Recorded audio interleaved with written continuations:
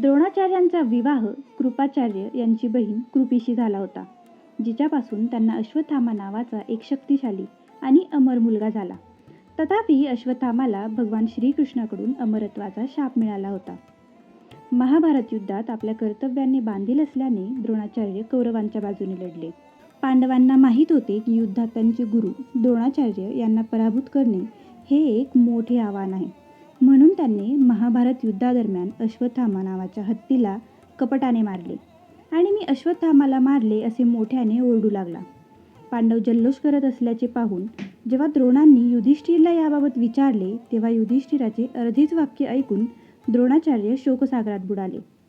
युधिष्ठिर त्यावेळी असे म्हणाला की अश्वत्थामा मेला आहे, पण तुमचा पुत्र अश्वत्थामा मेला की हत्ती अश्वत्थामा मेला हे माहीत नाही. मात्र द्रोणांनी केवळ अश्वत्थामा मेला आहे एवढेच ऐकून शोक करू लागले. या संधीचा फायदा घेत पांडव सैन्याचा सेनापती धृष्टद्युम्नने द्रोणाचार्यांचा वध केला.